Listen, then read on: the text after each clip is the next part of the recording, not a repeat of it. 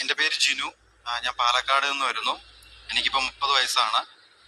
ഞാൻ ഇന്ന് ഇവിടെ നിൽക്കാനുള്ള കാരണം, ഞാൻ ഓസ്ട്രേലിയയിലായിരുന്നു. ഞാനൊരു ഒന്നര ഒന്നര മാസത്തിന് മുമ്പ് ഈ പറഞ്ഞ പോലെ എനിക്ക് വലിയ കുഴപ്പങ്ങളൊന്നും ഇല്ലായിരുന്നു. പക്ഷേ പെട്ടെന്ന് കുറച്ച് നാളായിട്ട് 1-2 ആഴ്ചയായിട്ട് ഭയങ്കര ആങ്കിൾ പെയിനും നടുവേദനയൊക്കെ ഉണ്ടായിരുന്നു. ഇപ്പൊ കളിക്കാനൊക്കെ പോകാൻ തുടങ്ങിയിട്ട് ഒന്നും പറ്റുന്നില്ല. നിങ്ങൾ നടക്കാൻ പറ്റുന്നില്ല. ഈ മുറിക്കട ഇങ്ങനെ ഒരു പതുക്കെ അങ്ങ് നടക്കാൻ അതിന്റെ അപ്പുറത്തോട്ടൊന്ന് വലിഞ്ഞു നടന്നാൽ എനിക്ക് നടക്കാൻ പറ്റത്തില്ല. ആ അവസ്ഥയായിരുന്നു. ഭയങ്കര വേദനയായിരുന്നു. അപ്പൊ ആദ്യം നമ്മൾ ബ്ലഡ് ഒന്ന് ടെസ്റ്റ് ചെയ്തപ്പോൾ അതിനകത്ത് ക്രിയാറ്റിൻ ഒക്കെ കുറച്ച് കൂടുതലായിരുന്നു. ക്രിയാറ്റിൻ, അതുപോലെ കൊളസ്ട്രോള്, അങ്ങനെയുള്ള കാര്യങ്ങൾ എല്ലാം കൂടുതലായിരുന്നു. അപ്പൊ ഇത്തിരി തടി ഉണ്ടായിരുന്നു. ഒരു 19 കിലോ ഉണ്ടായിരുന്നു. അപ്പൊ ഡോക്ടർ പറഞ്ഞു ഈ പ്രായത്തിൽ ക്രിയാറ്റിൻ അങ്ങനെ കൂടുതലാവാൻ പാടില്ല. അത്രയും ക്രിയാറ്റിൻ 143, 150 അറൗണ്ട് ഉണ്ടായിരുന്നു. അപ്പൊ ഈ പ്രായത്തിൽ ഇനി അസുഖം ഉള്ളവരാണെങ്കിലും ഇതിൽ കൂടുതൽ പ്രായമുള്ളവർക്ക് അത്രയും വരാനുള്ള സാധ്യത കുറവാണ്. അപ്പോൾ യൂഷ്വലി അത് ഈ പറഞ്ഞ പോലെ നമ്മുടെ കിഡ്നിയും ബാക്കിയുള്ള ഭാഗങ്ങളെല്ലാം, ലിവറിനെ എല്ലാം അഫക്റ്റ് ചെയ്യുമെന്നാണ് അന്ന് എനിക്ക് ഡോക്ടർ തന്ന സജഷൻ. അപ്പൊ എന്നോട് നോർമൽ റിസോസ്റ്റാറ്റിൻ എന്ന് പറയുന്ന ടാബ്ലറ്റ്സ് തന്ന് കുറച്ച് 1-2 വീക്ക് നോക്കാൻ പറഞ്ഞു. അതിനുശേഷം അങ്ങനെ വീണ്ടും നമ്മൾ 1-2 ഡോക്ടേഴ്സിനെ കണ്ടപ്പോൾ അവരെല്ലാം സജസ്റ്റ് ചെയ്ത് കുറച്ച് അൾട്രാസൗണ്ട് അങ്ങനെയുള്ള കുറച്ച് കാര്യങ്ങൾ ചെയ്ത് നോക്കണം. ഇല്ലെങ്കിൽ കാരണം എന്താണ് ഇഷ്യൂ എന്ന് അറിയാൻ വേണ്ടിയിട്ടാണ്. അപ്പൊ അവർക്കും അത് അവരൊന്ന് ഡയഗ്നോസ് ചെയ്യാൻ പറ്റിയില്ല. ഇത് ചെയ്താലേ അവർക്ക് അറിയാൻ പറ്റുള്ളൂ എന്ന് പറഞ്ഞു. അപ്പൊ അന്ന് ഞാൻ ഓൾമോസ്റ്റ് എൻ്റെ സ്റ്റഡീസ് തീർന്നായിരുന്നു. അപ്പൊ ഞാൻ അന്ന് നാട്ടിൽ പോകാമെന്ന് കരുതി ഞാൻ നാട്ടിൽ വന്ന് ഞാൻ ഹോസ്പിറ്റലിൽ പോകുന്നതിന് മുമ്പ് ഇവിടെ വന്നിരുന്ന് അമ്മയോട് പ്രാർത്ഥിച്ചിട്ടാണ് ഞാൻ പോയത്. ഞാൻ ഇവിടെ വന്ന് സാക്ഷ്യം പറഞ്ഞോളാം എന്ന് പറഞ്ഞിട്ടാണ് ഞാൻ ആശുപത്രിയിലേക്ക് പോയത് അടുത്ത ദിവസം. ദൈവാനുഗ്രഹം എന്ന് പറയട്ടെ, ഞാൻ ഇന്ന് എല്ലാ ദിവസവും മുടങ്ങാതെ ഇവിടെ നാട്ടിൽ വന്നതിന് ശേഷം ഇപ്പൊ ഒരു 3 വീക്സ് ആയി ഞാൻ മാതാവിന്റെ തേനും ഉപ്പും എണ്ണയും മുടങ്ങാതെ എല്ലാ ദിവസവും കഴിക്കുകയും പുരട്ടുകയും ചെയ്യുമായിരുന്നു. ഞാൻ ആശുപത്രി പോയി എന്ന് പറയട്ടെ, ക്രിയാറ്റിൻ ഇവിടെ വന്ന് നോർമലാണത്, പക്ക നോർമലാണ്. അതിനകത്ത് ഇനി ക്രിയാറ്റിനിൽ വേറെ ഒന്നും നമുക്ക് ചെയ്യാനില്ല. എനിക്ക് ആകെപ്പാടെ ഒരു ചെറിയ വേരിയേഷൻ ഉള്ളത് ഇപ്പൊ തൈറോയിഡിൽ മാത്രമാണ്. ബാക്കി കൊളസ്ട്രോൾ നോർമലാണ്, ക്രിയാറ്റിൻ നോർമലാണ്, എല്ലാം നോർമലാണ്. അത് അമ്മയുടെ അനുഗ്രഹം തന്നെയാണെന്ന് ഞാൻ ഉറച്ചു വിശ്വസിക്കുന്നു. പിന്നെ അതുപോലെ ഞാൻ ഒരു 2 കൊല്ലമായി ഞാനിപ്പോൾ ഓസ്ട്രേലിയയിൽ പോയിട്ട്. അപ്പൊ അതിന് മുമ്പ് വരെ ഞാൻ ഈ പറഞ്ഞ പോലെ അങ്ങനെ ഒത്തിരി പള്ളിയിൽ പോവായിരുന്നു. അങ്ങനെ ഒത്തിരി ഇങ്ങനെ കൊന്ത ചൊല്ലുന്നു അങ്ങനെയുള്ള സ്വഭാവമൊന്നുമില്ല. ഞായറാഴ്ചകളിൽ പള്ളിയിൽ പോവും. ആ ഒരു ക്യാരക്ടറായിരുന്നു. അതിനുശേഷം ഞാനിത് പോകാനായിട്ടുണ്ടായത് നമ്മുടെ സിസ്റ്ററിന്റെ കൊച്ചു നാട്ടിലായിരുന്നു. അപ്പൊ കോവിഡ് വന്ന സമയത്ത് ഈ പറഞ്ഞ പോലെ ചേച്ചിക്ക് പെട്ടെന്ന് പോകേണ്ടി വന്നു. കുഞ്ഞ് കോവിഡ് ആയതുകൊണ്ട് അന്ന് കൊണ്ടുപോകാൻ പറ്റിയില്ല. അപ്പൊ അവൾക്ക് അന്ന് 2 വയസ്സേ ഉണ്ടായിരുന്നുള്ളൂ. അപ്പൊ ഞാൻ അങ്ങനെ ഇരുന്ന സമയത്താണ് ഒരു എക്സെപ്ഷൻ കേസ് ഇട്ടിട്ട് ഇവിടുന്ന് ഞാനും കൊച്ചും കൂടെ പോയത്. 2 വയസ്സായ കൊച്ചി, എനിക്ക് ഇതുവരെ കൊച്ചിനെ നോക്കി പരിചയമൊന്നുമില്ല. ഞാൻ ഇവിടുന്ന് 2 വയസ്സായ കൊച്ചിനെയും കൊണ്ടാണ് ഇവിടുന്ന് ഫ്ലൈറ്റിൽ കയറിയത്. ഞാൻ ഇവിടുന്ന് പോകുന്നതിന് മുമ്പ് എല്ലാവരും നന്നായിട്ട് പേടിച്ച് വളരെ പ്രഷറിലായിരുന്നു. കാരണം കുഞ്ഞിനെയും കൊണ്ട് ഞാൻ പോകുന്നു. പിന്നെ അത് മാത്രമല്ല, ഞാൻ ഇവിടെ നിന്നിരുന്ന വർക്ക് ചെയ്തുകൊണ്ട് നമ്മൾ ഓൾറെഡി പോകാൻ പ്ലാൻ ഉണ്ടായിരുന്നു. പക്ഷെ ഒന്നും നടന്നില്ലായിരുന്നു കുറെ നാളായിട്ട്. വിസയ്ക്ക് വെച്ചിട്ടും അല്ലെങ്കിൽ സ്കിൽ അസസ്മെന്റ് ചെയ്തിട്ടും ഒന്നും കാര്യങ്ങളൊന്നും നടക്കുന്നില്ലായിരുന്നു. അപ്പൊ അങ്ങനെ ഇരുന്ന സമയത്താണ് ഞാൻ പതുക്കെ, എന്നോട് ചേച്ചി പറഞ്ഞു, നീ കൊന്ത ചൊല്ലി നോക്ക്, എന്തെങ്കിലുമൊക്കെ വ്യത്യാസം ഉണ്ടാവും ജീവിതത്തില്. ഇങ്ങനെ എല്ലാ കാര്യങ്ങളും നെഗറ്റീവായിട്ട് സംഭവിക്കുമ്പോൾ സ്വാഭാവികമായിട്ട് നമുക്ക് എന്ത് ചെയ്യണമെന്ന് അറിയത്തില്ല. എനിക്കും അങ്ങനെ തന്നെയായിരുന്നു. ഞാനും വളരെ ഡിപ്രഷൻ പോലെ ഒരു സ്റ്റേജ് ആയിരുന്നു. അപ്പൊ ഞാൻ അങ്ങനെ പതുക്കെ കൊന്ത ചൊല്ലാൻ സ്റ്റാർട്ട് ചെയ്തു. അങ്ങനെ ആദ്യം ഒരു കൊന്തയൊക്കെ ആയിരുന്നു. പിന്നെ അതൊരു ദിവസം 4 കൊന്ത, മുഴുവൻ കൊന്ത എന്ന് പറഞ്ഞ് ചേച്ചി എനിക്ക് പറഞ്ഞു തന്നാണ് കേട്ടോ. ഞാൻ അതിനെപ്പറ്റി അന്ന് എനിക്ക് അത്ര അറിയില്ലായിരുന്നു. ഞാൻ ഒരു ദിവസം 4 കൊന്ത വരെ ചൊല്ലുമായിരുന്നു. അപ്പൊ അങ്ങനെ ഇരുന്ന സാഹചര്യത്തിലാണ് ഈ കൊച്ചിനെ കൊണ്ട് പോകാനുള്ളത്. നോർമലി അങ്ങനെ ആർക്കും കിട്ടില്ല, എക്സെപ്ഷൻ അവർക്ക് അങ്ങനെ കൊടുക്കില്ല. ഓസ്ട്രേലിയയിൽ ഇത്തിരി ഇവിടെ ഉള്ളവർക്ക് അറിയായിരിക്കും, ഓസ്ട്രേലിയയിൽ ഇത്തിരി സ്ട്രിക്റ്റ് ആണ്. അവരങ്ങനെ നോർമലി എക്സെപ്ഷൻ കൊടുക്കില്ല. പ്രത്യേകിച്ച് ഈ ടീനേജിലുള്ള ഒരു യുവാവിന് അങ്ങനെ കൊടുക്കില്ല അവര്. അപ്പൊ അങ്ങനെയുള്ള എന്തോ ദൈവാനുഗ്രഹം എന്ന് പറയട്ടെ, ഞാൻ കൊന്ത ചൊല്ലിയതിന്റെ ഗുണം ഒരു പക്ഷേ അത് തന്നെയാണെന്ന് ഞാൻ വിശ്വസിക്കുന്നു. എനിക്ക് എക്സെപ്ഷൻ കിട്ടി, എനിക്കും കൊച്ചിനും കൂടെ പോകാൻ പറ്റി. ഞാൻ ഇവിടുന്ന് കൊച്ചിനെയും കൊണ്ട് പോകുമ്പോൾ മമ്മി ഇവിടെ കൃപാസനത്തിൽ വന്ന് ഉടമ്പടി എടുത്തിട്ടുണ്ടായിരുന്നു മുമ്പ്. ഞാനന്ന് ഉടമ്പടി ഒന്നും എടുത്തിട്ടില്ല കേട്ടോ. അപ്പൊ മമ്മി ഒരു തൈലം യൂസ് ചെയ്യുന്നുണ്ട്. അപ്പൊ ഞാൻ അതിലെ ഒരു കുറച്ച് തൈലം ഞാൻ വേറൊരു ചെറിയൊരു ടിന്നിലാക്കി കയ്യിൽ വെച്ചിട്ടുണ്ടായിരുന്നു. അപ്പൊ ഞാൻ ഈ കൊച്ചിനെ കൊണ്ട് ഞാൻ ഇവിടുന്ന് പോകുമ്പോ എനിക്കറിയത്തില്ല ഞാൻ എങ്ങനെ കൊച്ചിനെ കൊണ്ട് പോവും, എങ്ങനെ ഹാൻഡിൽ ചെയ്യും എന്നൊന്നും അറിയത്തില്ല. കാരണം 2 വയസ്സുള്ളൂ ആ കുഞ്ഞിന്. അപ്പൊ ഇവിടെയുള്ളവരും പപ്പയും മമ്മി ആയാലും നല്ല ടെൻഷനായിരുന്നു. അതുപോലെ എൻ്റെ ബ്രദർ ഇൻ ലോ ആയാലും അവരുടെ വീട്ടിലും ടെൻഷൻ. ചേച്ചിക്ക് അവിടെ ഇരുന്നിട്ട് മനസ്സമാധാനമില്ല. പക്ഷേ ഞാൻ പറയാം, ഞാൻ എന്നും രാവിലെ അവളുടെ കാര്യങ്ങൾ കഴിഞ്ഞ് രാവിലെ അവിടെ കുളിപ്പിച്ചിട്ട് തൈലം പുരട്ടുമായിരുന്നു. അവൾക്ക് ഈ പറഞ്ഞ പോലെ ഇവിടുന്ന് അങ്ങോട്ട് മാറുമ്പോൾ ക്ലൈമറ്റ് മാറും, അതുപോലെ ഈ ടൈം ചേഞ്ച് മാറും. അപ്പൊ എല്ലാം ഈ കുഞ്ഞു കൊച്ചാണല്ലോ, അപ്പോൾ അവൾക്ക് അതിൻ്റെതായ ബുദ്ധിമുട്ടുകൾ ഒത്തിരി ഉണ്ട്. പനിയുടെ ആയാലും ജലദോഷത്തിന്റെ ആയാലും. ഞാൻ എന്താ പറയാ, സത്യം പറഞ്ഞ എല്ലാരും പറഞ്ഞ വിശ്വസിക്കാൻ എനിക്കറിയില്ല. ഞാൻ എൻ്റെ കൊന്ത മുറുക്കെ പിടിച്ചതും ആ തൈലത്തിന്റെ ബലത്തിന്റെ മാത്രമാണ്. ഞങ്ങൾ ഇവിടുന്ന് പോയിട്ട് ഓരോ ദിവസം ഓരോ സ്ട്രഗിളാ. ഓൾമോസ്റ്റ് 20 ദിവസം ഞങ്ങൾ ആദ്യം ഡൽഹിയിൽ ക്വാറന്റൈൻ ഇരുന്നു. അത് കഴിഞ്ഞ് ഡാർവിനിൽ ചെന്ന് ക്വാറന്റൈൻ ഇരുന്നു. അത് കഴിഞ്ഞ് ഡാർവിനിൽ നിന്ന് ഇറങ്ങി അടുത്ത ദിവസം ആ ക്വാറന്റൈൻ സെന്ററിൽ നിന്ന് ഇറങ്ങി ബാക്കി എല്ലാവർക്കും ഒന്ന് വീട്ടിൽ പോകാൻ പറ്റി. എനിക്കും കൊച്ചിനും മാത്രം ഒന്നും പോകാൻ പറ്റിയില്ല. അന്നും ഞാൻ എൻ്റെ കൊന്തയുടെ ബലത്തിലാണ് ഞാൻ അന്നോട് ഉറച്ചത്. കാരണം എൻ്റെ കയ്യിൽ ഒന്നുമില്ല. ഞാൻ ആദ്യമായിട്ട് ഓസ്ട്രേലിയയിൽ ചെല്ലുന്നത്, ഞാൻ ഈ നാട് വിട്ടെങ്കിലും പോയിട്ടില്ല. ഞാൻ ആദ്യമായിട്ട് ഓസ്ട്രേലിയയിൽ ചെന്നത്. ഞാൻ പോകുമ്പോൾ എന്നും ഇപ്പോഴായാലും കേട്ടോ, എൻ്റെ ഈ കൊന്തയും മാതാവിന്റെ കാശ് രൂപം ഉണ്ട് എൻ്റെ പോക്കറ്റിൽ, ഞാൻ എപ്പോഴും ഇടാറുണ്ട്. അത് രണ്ടും എൻ്റെ കയ്യിലുണ്ടായിരുന്നുള്ളൂ. ആ കൊച്ചു ദൈവാനുഗ്രഹം എന്ന് പറയട്ടെ. അന്നും എനിക്ക് യാതൊരു ടെൻഷനും തോന്നിയില്ല കേട്ടോ. ഈ ഒരു ഒറ്റ ബലത്തിലാണ് ഞാൻ നിന്നത്. ഒരു ടെൻഷനും തോന്നിയില്ല. അന്ന് ആ ഫ്ലൈറ്റിൽ ബാക്കി ആ ക്വാറന്റൈൻ സെന്ററിൽ നിന്ന് ഇറങ്ങിയ ഒത്തിരി ആൾക്കാരുണ്ടായിരുന്നു. അവരെല്ലാം ഒന്ന് വീട്ടിൽ പോയി. ഞാനും കൊച്ചും മാത്രം അവിടെ. ഞാൻ ആ എയർപോർട്ടിൽ അവരോട് പറഞ്ഞു, ഞാൻ ആദ്യമായിട്ട് ഇവിടെ വരുന്നതാണ്, 2 വയസ്സായ കൊച്ചാണ്, എനിക്ക് എന്നാ ചെയ്യേണ്ടതെന്ന് അറിയത്തില്ല, നിങ്ങൾ എന്തെങ്കിലും ചെയ്തേ പറ്റത്തുള്ളൂ എന്ന് പറഞ്ഞു. അവർ പറഞ്ഞു, വി കാൻ ഡു എനിത്തിങ്, ഒന്നും ചെയ്യാൻ പറ്റത്തില്ല, നിങ്ങൾ പുറത്തിറങ്ങി എന്നോളൂ, എന്താ വേണ്ടെന്ന് വെച്ചാൽ ചെയ്യാം, നിങ്ങൾക്ക് എന്താന്ന് വെച്ചാൽ ചെയ്യാം എന്ന് പറഞ്ഞു. എൻ്റെ കയ്യിൽ ഒരു ഡോളറും ഇല്ല, ഒന്നുമില്ല.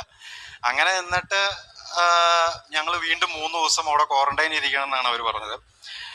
അപ്പൊ അന്ന് ഈ ബോർഡർ ക്ലോസ് ചെയ്ത, അതായത് ഞങ്ങൾക്ക് പോകേണ്ട സ്റ്റേറ്റിന്റെ ബോർഡർ ക്ലോസ് ചെയ്താണ് ഉണ്ടായത് ഇഷ്യൂ.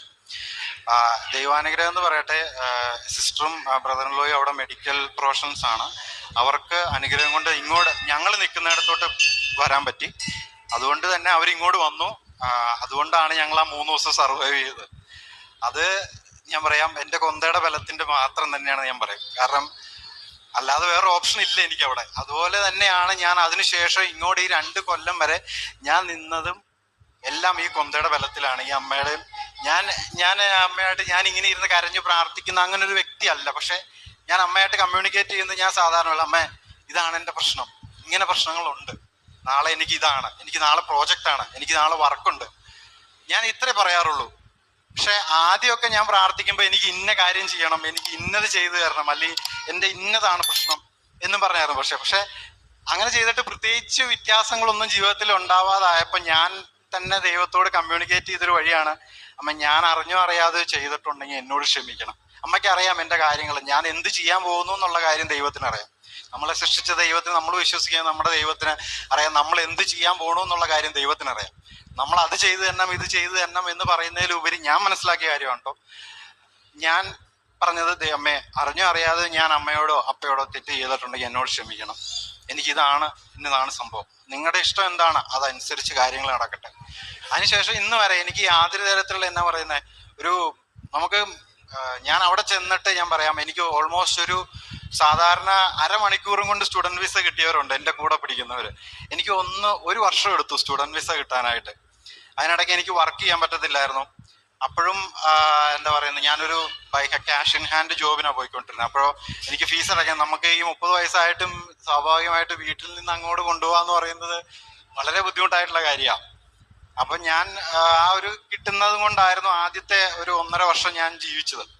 അതിനുശേഷം എനിക്ക് ഫീസ് അടയ്ക്കണം, സെക്കൻഡ് ടൈമിന്റെയും. അത് 4 മാസം കൂടുമ്പോൾ ഓൾമോസ്റ്റ് 6.5 ലക്ഷം രൂപയോളം 6-7 ലക്ഷം രൂപയോളം വരും നമ്മുടെ ഇവിടുത്തെ. ഞാൻ ഇവിടെ ആദ്യം ഓൺലൈനിലാണ് ഞാൻ ഉടമ്പടി എടുത്തത്. ഞാൻ ആദ്യം ഇവിടുന്ന് പോകുമ്പോൾ ഞാൻ പറഞ്ഞല്ലോ, ഈ തൈലവും കൊന്തയും മാത്രം എൻ്റെ കയ്യിലുണ്ടായിരുന്നു. അതിനുശേഷം ഞാൻ ഓൺലൈനിൽ ഉടമ്പടി എടുത്തു. ഓൺലൈനിൽ ഉടമ്പടി എടുത്തിട്ട് അത് കണ്ടിന്യൂ ചെയ്യുന്നുണ്ടായിരുന്നു. അതിനുശേഷം രണ്ടാമത് ഞാൻ ഒന്നും കൂടെ എടുത്തു. അതിനുശേഷമാണ് ഈ പറഞ്ഞ പോലെ എനിക്ക് ഈ 1 വർഷത്തിന് ശേഷം എനിക്ക് വിസ അപ്രൂവ് ചെയ്ത് കിട്ടി. അത് മാത്രമല്ല, സാധാരണ എൻ്റെ കൂടെ അവിടെ ഉണ്ടായിരുന്ന ഒത്തിരി പേരെ ഒന്നും എനിക്കറിയില്ല, പക്ഷെ എൻ്റെ ആ ലൊക്കാലിറ്റിയിൽ ഉണ്ടായിരുന്ന എൻ്റെ സീനിയേഴ്സ് ആയിട്ടുള്ളവർക്കും ഒക്കെ ഈ പറഞ്ഞ പോലെ എല്ലാവരും പറയുന്ന, ഈ പറഞ്ഞ പോലെ ഫീസൊന്നും അടയ്ക്കലൊന്നും നടക്കത്തില്ല, നമ്മൾ എത്ര വർക്ക് ചെയ്ത് എത്ര ഇത് ചെയ്താലും. പക്ഷെ ദൈവാനുഗ്രഹം എന്ന് പറയട്ടെ, ആ ഉടമ്പടിയുടെ ബലം, എൻ്റെ അമ്മയുടെ ബലം, ഞാൻ പറയാം.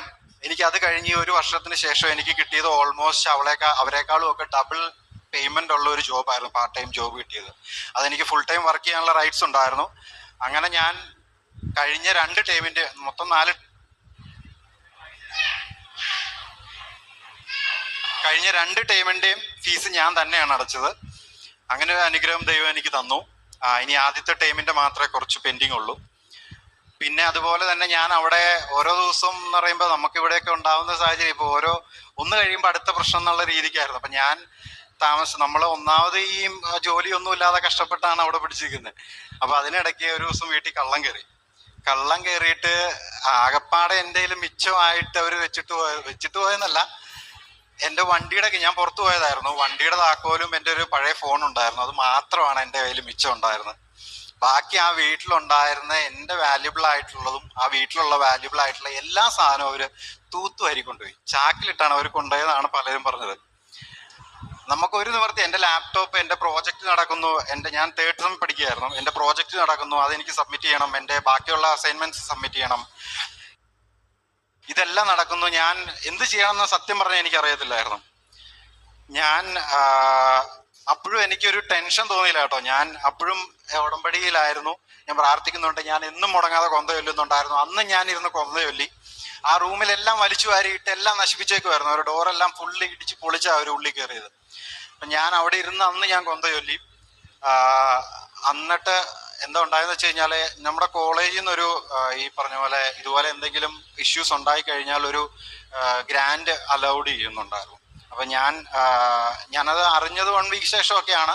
അപ്പം ഞാനത് ചുമ്മാ അപ്ലൈ ചെയ്ത് എൻ്റെ കൂടെ ഉണ്ടായിരുന്ന പയ്യനുണ്ടായിരുന്നു, എൻ്റെ റൂമില്ല തൊട്ടടുത്ത റൂമിലുള്ള പുള്ളി അപ്ലൈ ചെയ്തു. ഞങ്ങൾ സെയിം യൂണിവേഴ്സിറ്റിയിലാണ് പഠിക്കുന്നത്.